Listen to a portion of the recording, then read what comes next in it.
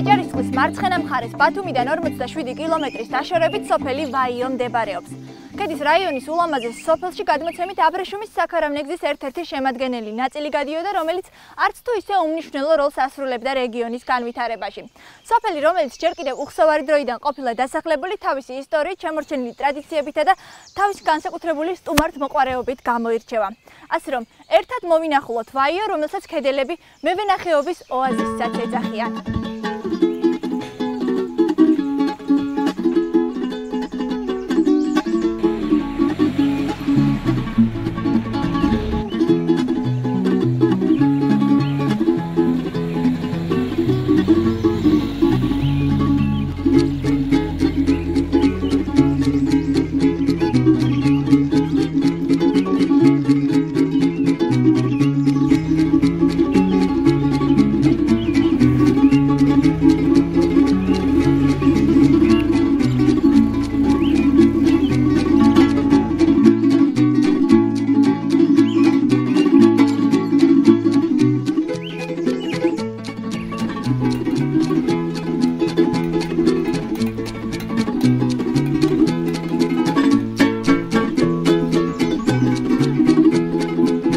ვაიო ზღვის დონიდან 385 მეტრის სიმაღლეზე მდებარეობს და ზვარეს თემს მიეკუთვნება.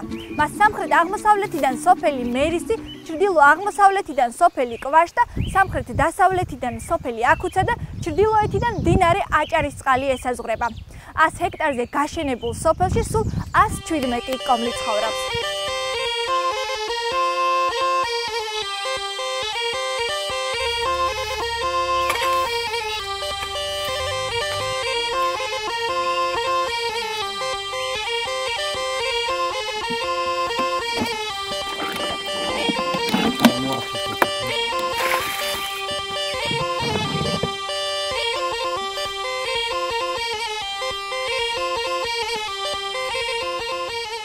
სოფელი, სადაც გაშენებული ვაზის ზურები ჯერ კიდევ უხსოვარი დროიდან ახსოვთ, თურქთა ბატონობისას განადგურებულა. მიუხედავად იმისა, რომ მაჰმადიანური სარწმუნოება ცეცხლით და מחვილით ებრძოდა აჭარაში ღვინისა და ყურძნის არსებობას, აჭარელმა ხალხმა მაინც მოახერხა ამ ტრადიციების შენარჩუნება. დღეს სოფელ ვაიოში ყველას თითქმის საკუთარი ვენახი აქვს, თუმცა ლადო შავიშვილის სახელი მაინც განსაკუთრებულ მარანთან და ყურძნის მრავალფეროვან ჯიშებთან ასოცირდება.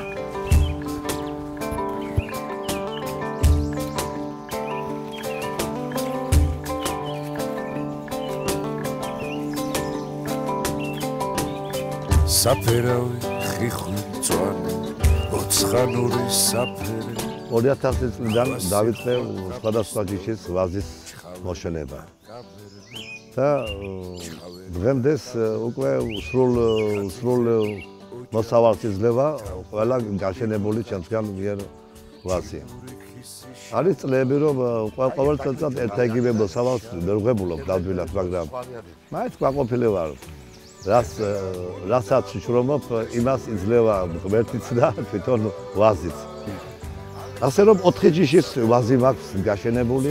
ძირითადი წამყვანი ადგილი უჭირავს შხავერს, ქედის ცოლიკავს, ალადასტურს და საფერავს. ქედის საფერავს ვეძახით, შეიძლება ვაიოს საფერავი იყოს უფრო სწორად. და ვაწარმოებ 4 სახის ღვინოს.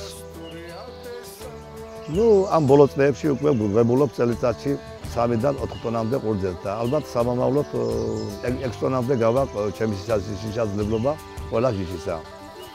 და ვაწარმოებ ღვინის ამ ჩემსგან ჩამოთვლილი ვაზის ჯიშებისგან ვაყენებ ღვინოს, რომლითაც ჩემი ბიზნესი დავიწყე ტურისტული საქმიანობით. რამოდენიმე წლის წინ ტურისტულ საქმეს დავადექი და დღეს ტურისტული, ასე რომ ვთქვათ,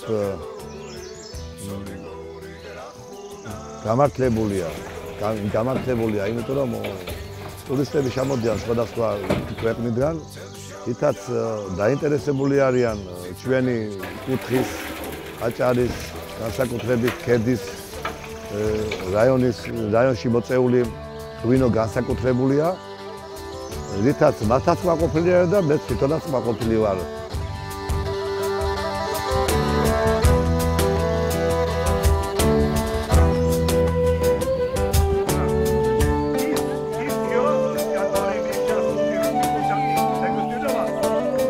ჩხავერი პია, ალადასტური ტრი.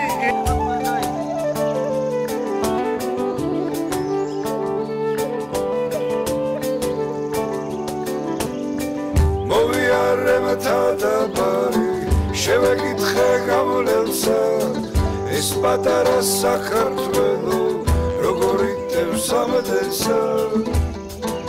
Я приехала из Украины, из Донецка. Мы работаем в туристической фирме, и у нас в Украине день туризма.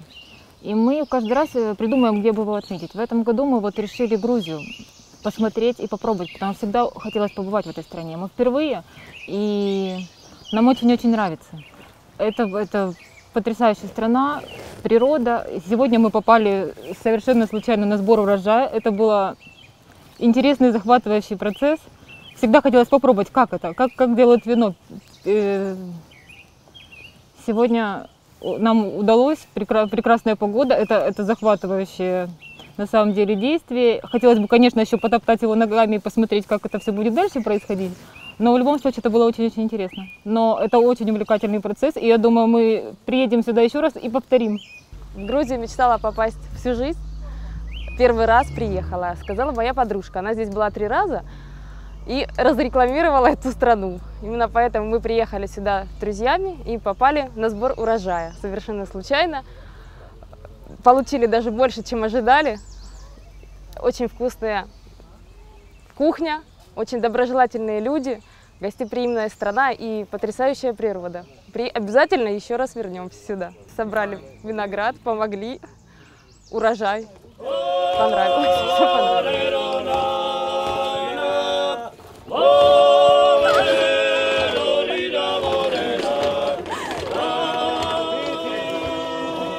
Სამოციან წლებიდან, როდესაც მამაჩემმა ეს სახლი, სადაც ვზივართ, ააშენა, მაშინ პირველი ქვის სახლი იყო, როდესაც ჩვენ სოფელში აშენდა.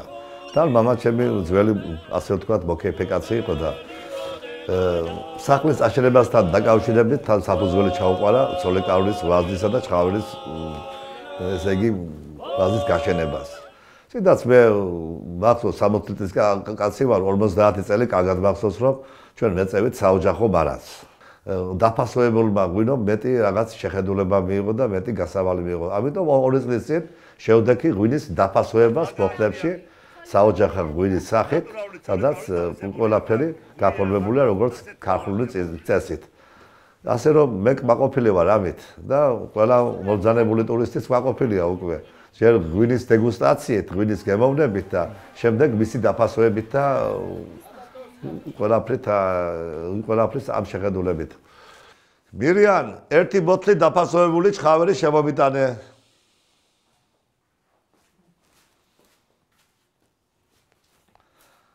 ეს არის მრავალწლიანი ჩხავერი ნათიაშვილო და მე მინდა ერთი დღე სოფელში თქვენი გადაცემა ძალიან ვაფასებ. ეს დიდი ენთუზიაზმია თქვენში და მინდა რომ თქვენი გადაცემა და პირადად თქვენ დაგასაჩუქრო 1 ბოთლი ძველი ჩხავერით. ღმერთმა გაამოთ, კარგი მეგობრების ერთად გეთქვათ კარგი სადღიძელები.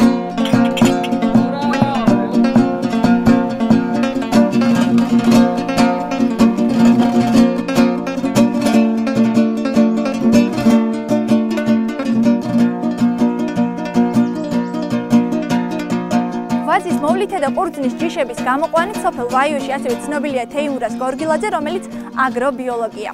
ვაზის ჯიშების მცოდნე 2010 წელს ბათუმში ოჯახურ ღვინის ფესტივალზე ოქროს, ვერცხლის და ბრინჯაოს მედლების მფლობელი ერთდროულად გახდა. მისმა დაწურულმა ჩხავერმა ნამდვილი სენსაცია მოახდინა. ცნობილი მევენახე ტრადიციას არ ღალატობს და ოჯახთან ერთად ახლაც ღვინის დაწურვის პროცესშია ჩართული.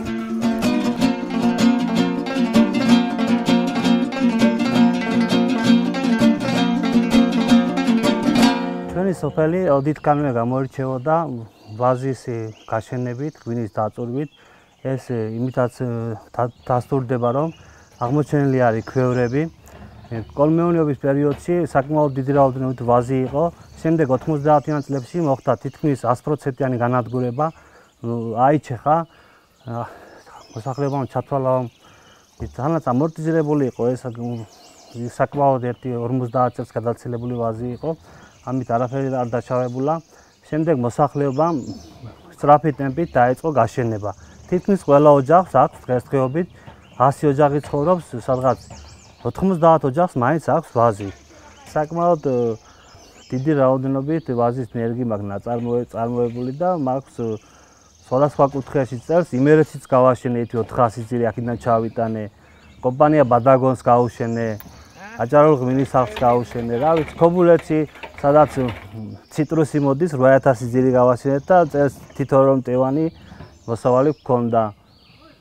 რა ვიცი, ყველა კუთხეში შეძლებს დაგვარა ვახერხებთ რომ გავაშენოთ ვაზი. მე ვიყავი თურქეთში ტაო-კლარჯეთში, სადაც ქართული ჯიშები გადმოვიტანეთ 35 ჯიშის, ტყეში მიშვებული ეს ვინიცის ჩვენ ამდენი საუკუნის წინ გაშენებული და ბუნება მაინც თავისას აკეთებს და გადარჩა ეს ვაზი. დღემდე არის შემორჩენილი და ჩამოვიტანეთ კახეთში გავაშენეთ ეს ვენახი. იქ არის სპეციალური სანერგე და იქიდან გადმოტანას ვაპირებთ ახლა მომდევნო წელში და უფრო უნდა მოვამრავლოთ და გამოვცადოთ რომელი უფრო საინტერესო ჯიში იქნება.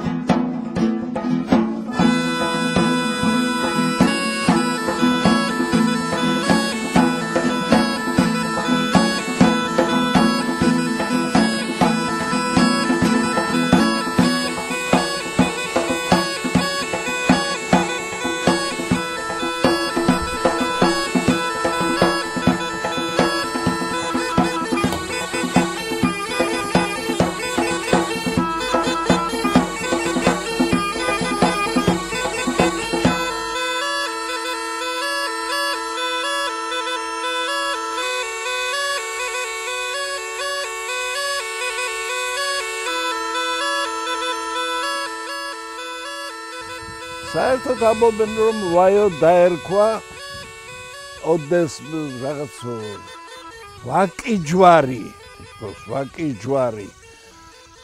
როგორ თქვათ ალბათ ტერიტორიის გამოც, როგორც ვაკე ადგილი, ვაკიჯვარი, მაგრამ ალბათ უფრო ადვილად წარმოსათქმელად თუ რატომ და დაერქვა ვაკე. ხო, შემდეგ განიცადა ამ სიტყვამ ისიმილაცია და ესვით დაერქვა ბოლოს ვაიო. აი ასეთი გადმოცემებია ამაზე. არის კიდევ ასეთი თითქოს ქალი გაიტაცეს და იყვირა თითქოს ვაი და ადგილს დაერქვა, მაგრამ ეს უფრო არ არის ძალიან თქვათ მისაღები, იმიტომ რომ იქამდეც ეკმეოდა რაღაც სანამ თქვათ ქალს გაიტაცებდნენ სახელი რაღაც ხონდა ქმეოდა. უფრო აი ასეთი ვერსია ვაიოს იმაზე სახელის წარმოშობაზე. კოპატაური ქვია ერთ დასახლებას. ყელობა მეორე დასახლებას. ახლა ეს ჩვენი უბანი უკვე ტეტემოძეების უბანს ეძახიან. აი ზევით ალბათ თურქებიდან დაარჩა ხოჯიოღლების უბანს ეძახიან. და თავისთავად გაღმა უბანი სკოლის უბანი ჭაობს ეძახიან ძველი ატომად. აქ გადიოდა გზა ძველი გზა ყოფილა სასტუმრო ხანს ეძახდნენ მაშინ იქვე იყო ცხენების დასაბინავებელი ადგილი პატარა ის მასავეთ იყო ჭასავით და მე დაიმარხა მაგი გზამ გააფართოვოთ დაიმარხა იქ ხიდი იყო აკუცასთან სოფელ აკუცასთან იქიდან ამოევლი გზა და ბაიოშის ცენტრში გაევლიდა და მე კვაშტაში გადავდივდა გზა კვაშტაში ამ გზის ნაწილი არ კიდევ მოკეიწული დარჩენილი ნიშანაძეები არიან შავი შვილები ძალიან ძველი გვარები რომა საჩიკვაიძე ტეტემაძე მახაჭაძე უფრო შემდეგ ახალი გვარები გაჩნდა აქა შერვაშიძეს ოქტომბრიდან გადმოსული შერვაშიძე ახლა მარკოიძეა ეს ხულოდან ჩამოსახლებული ბიჭია მარკოიძეა ანანიძეები ვაიოში არ იყო და აკუციდან მოსულა ნახე და სოფლის თავში ცხოვრობენ ანანიძეები შემდეგ დევაძეები ბევრი ყოფილა ვაიოში ადრე და ყველა რაღაც გადასულან საცხოვრებლად ბათუმში ან სხვა რაიონებში მაგრამ აგერ 20 წელია უფრო მეტიც აქ ზეციძეთ მოვიდა დევაძე და ახლა უკვე სამი ბიჭია დევაძეები შემდეგ ალბათ გამრავლდება ეს გვარიც კიდევ ამ სოფელში მოვიდა ვინმე გეოლოგი ლაზარები იანკო ლაზარები რომელმაც დაიწყო მუშაობა მოპოვებელი სამძებრო მუშაობა და იყო პროგნოზები რომ ამ ერთ ტერიტორიაზე იყო ოქროს საბადო აქ დიდხანს მუშაობდნენ ჩართული იყო მაშინდელი ყველა საშუალებები და მერე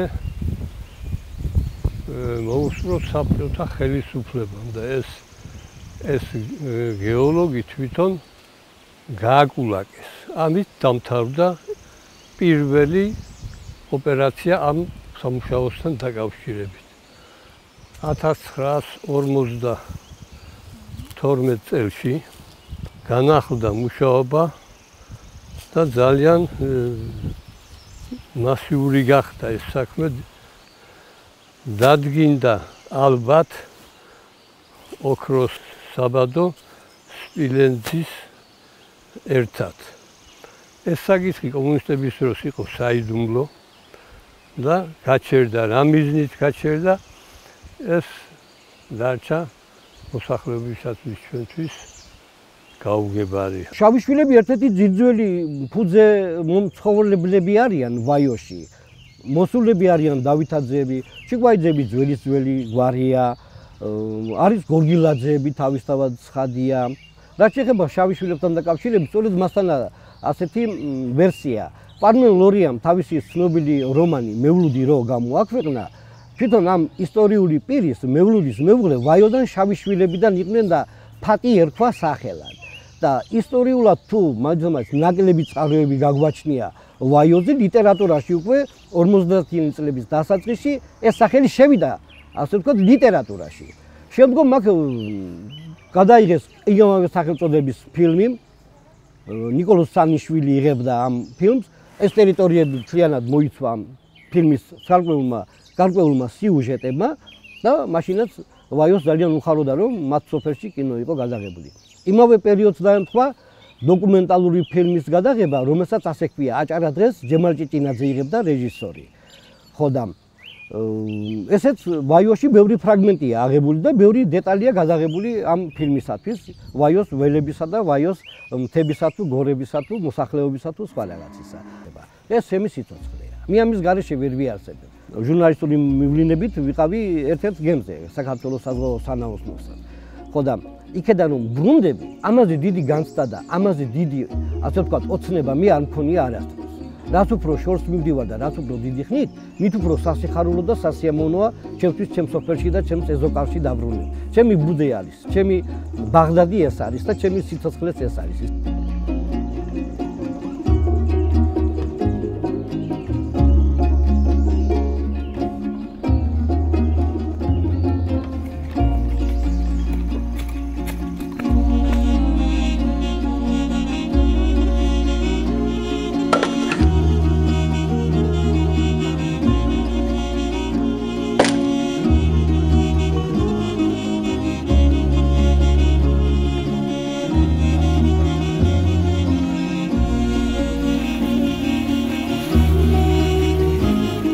ვაიოში მე-12-მე-17 საუკუნეებში ქრისტიანული სამლოცველო იყო.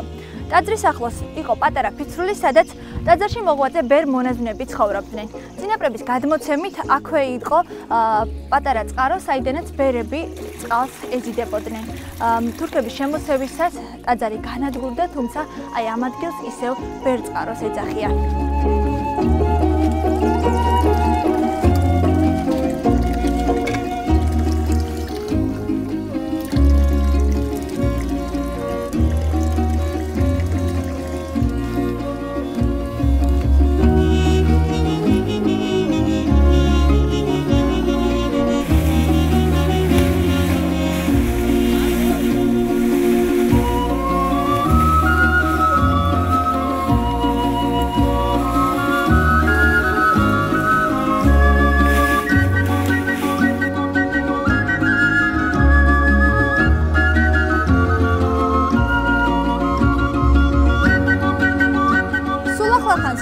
ვაიოში მინერალური წყალი აღმოაჩინეს. გეოლოგების მუშაობისას შემთხვევით აღმოჩენილი წყალი სპეციალისტებმა უკვე შეამოწმეს. მას კუჭის სამკურნალო თვისებები გააჩნია და ადგილობრივები ახლა მის ფართო რეალიზებას ელოდებიან. მოდით ჩვენც დავაგემოვნოთ ვაიოს მინერალური წყალი.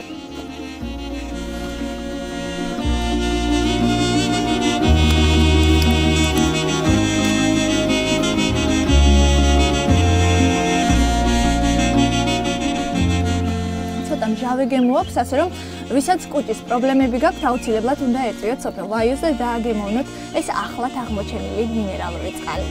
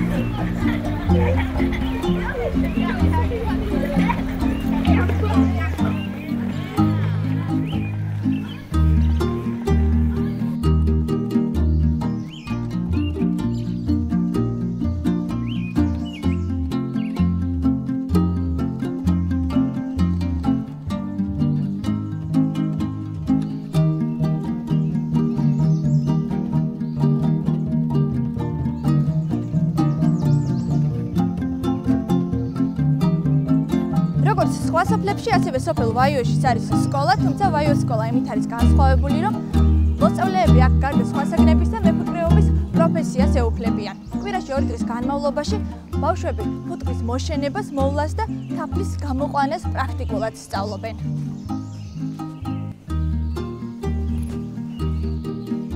გამარჯობა.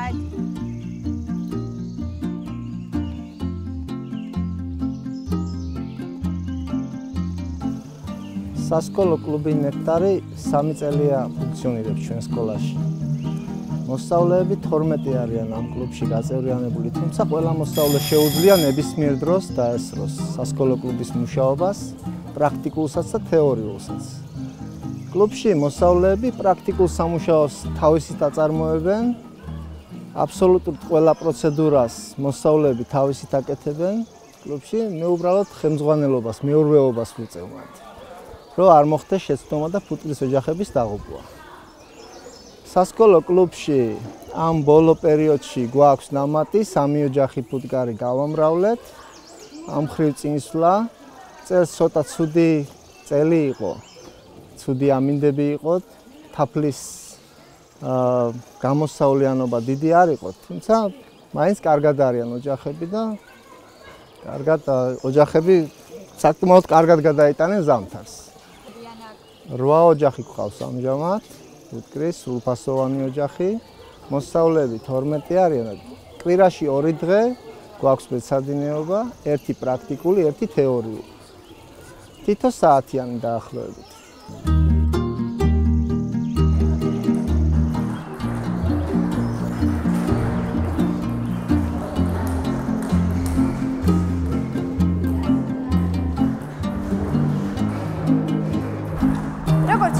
გითხრათ ვაიოს სკოლა, დამოკიდებულია სპორტშიც. ამ სკოლის ერთ-ერთი მოსწავლე მაგიდის ჩოგბურთში საქართველოს ჩემპიონია. მოდით ერთად გავიცნოთ ანრი დევაძე, რომელიც ახლაც ვარჯიშობს იმისთვის, რომ უფრო მეტ წარმატებას მიაღწიოს. გამარჯობა ანრი, როგორ ხარ? როგორც ხედავ ვარჯიშობ. ამ მოგვიყევი, შენ ხარ საქართველოს ჩემპიონი. როდის გახდი საქართველოს ჩემპიონი და აი რა მიღწევები გქონია აქამდე? 2013 წელს გავხდი საქართველოს ჩემპიონი. მანამდე მქონდა ასევე მიღწევები, აჭარის ჩემპიონი გავხდი, მანამდე ასევე გავხდი რაიონის ჩემპიონი და ასევე ვიყავი ქუთაისში, რომლის დროსაც პირველი ადგილი ავიღე. და რამდენი წლის ხარ თუ საერთოდ არ არის? ან 12 წლის ხარ და ეხლა რისთვის ემზადები? ახლა ემზადები ქუთაისის ღია პირველობისთვის. აი, მომიყევი და მითხარი, რა არის საჭირო იმისთვის, რომ კარგად ითამაშო მაგიდის ჩოგბურთი? პირველ რიგში დავარია მონდომება გქონდეს, შემდეგ კი აუცილებელია ასევე კარგი ტრენერი, კალეთ როერძოსი მახარჯაძე. ასევე აუცილებელია ფიზიკური მომზადებები და სხვა ბევრი რამ. და მე მართალი არ ვარ ფიზიკურად შესავით მომზადებული, მაგრამ რომ გითამაშო ხო შეიძლება.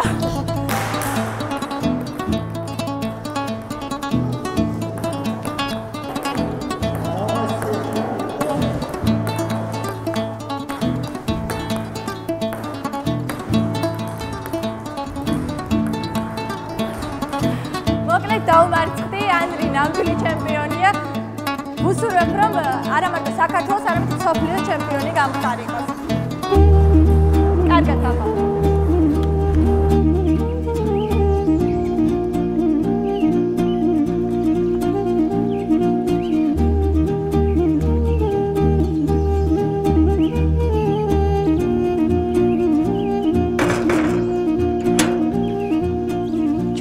სხვადასხვა სოფელი მოვიარეთ, ბევრი საინტერესო გემრიელი კერძი მოვამზადეთ, მაგრამ რახან ვაიოში ვართ და აქ მევენახეობის ოაზისია, გადავწყვიტეთ ახლა დაწურული ყურძნის ბადაგისგან ფელამუში გავაკეთოთ.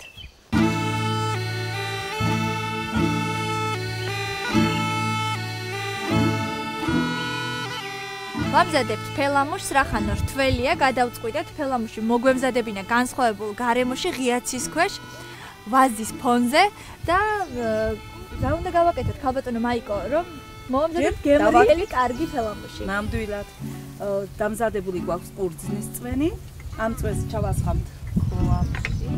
ესე იგი უნდა ჩავაცხათ წვენი ქვაბში. გემრიელი, ახლად დაწურული, ნატურალური ყურძნის წვენი.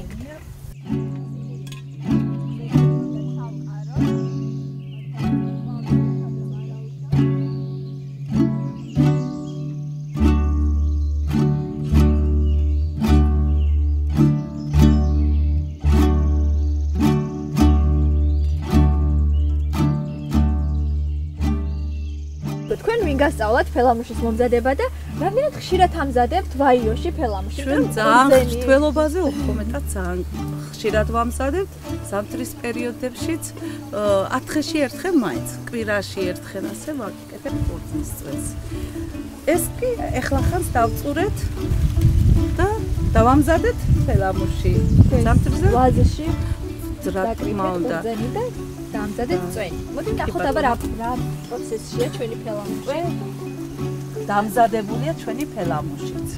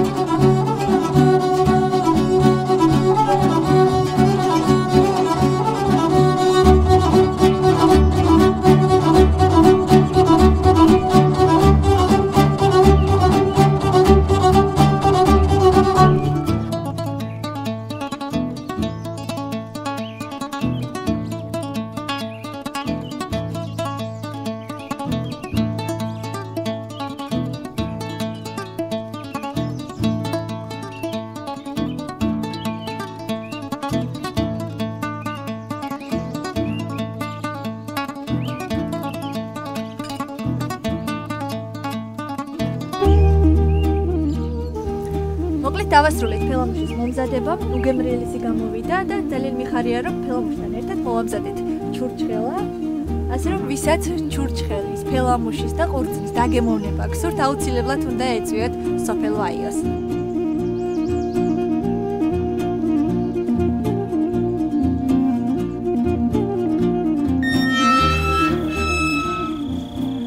სოფელ ვაიოში ისმაილ ლორთქიფანიძის ოჯახს ყველა კარგად იცნობს.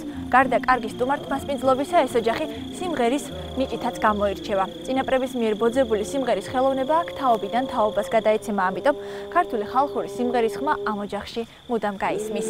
საღამო მშვიდობისა. გამარჯობა, საღამო მშვიდობისა. როგორ ახართ? თავად მოგიკითხეთ. როგორც ხედავთ, ტრადიციულად ღიღინებთ და არც არის გასაკვირი. აბა მოგვიყევით. რა თქმა უნდა, შემოდგომას უხდება სიმღერა. და მოგვიყევით, აბა თქვენი ოჯახი საკმაოდ განთქმულია სოფელში. სიმღერის განსაკუთრებული ნიჭით გამოირჩევა თქვენი გვარიდან. საიდან აბა? ნუ ერთი სიტყვით რომ ვთქვათ, ძალიან მოკლედ მომღერლების შთამომავლები ვართ.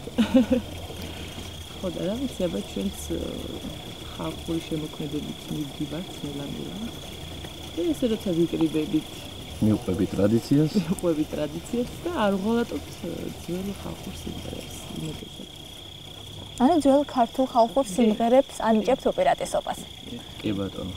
ხალხურ სიმღერებს. აი ავღალატობთ ჩვენს გენებს. ერონა დედია, დედი ჩემის დედი მომღერლები იყვნენ, ანუ მამა ჩემის მხრიდან გვაქვს ეს ნიჭი. და საყვარელი სიმღერა თუ გაქვთ, რომელსაც ხშირად მღერით? კი ბატონო, გვაქვს ხშირადაც მომღერივართ, რა ვიცი, აბა.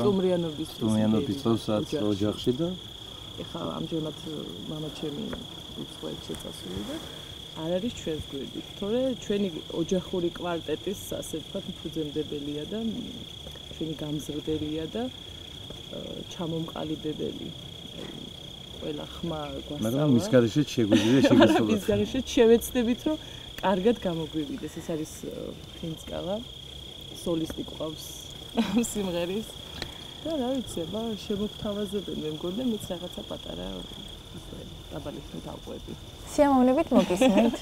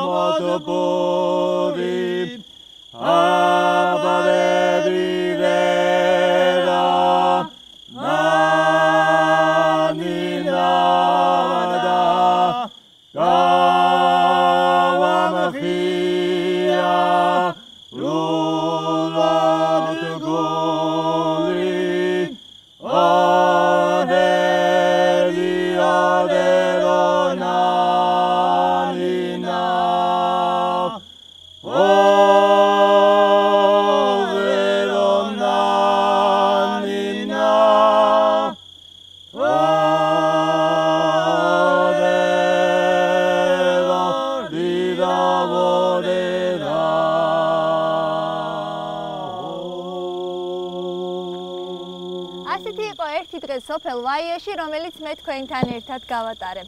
მოკლედ ავიღეთ რთველი, დავწურეთ ღვინო და რაც მთავარია, გავიგეთ სოფლის ისტორია. ასე რომ რთველი შემოდგომა სოფელ ვაიოში ნამდვილად საოცრებაა.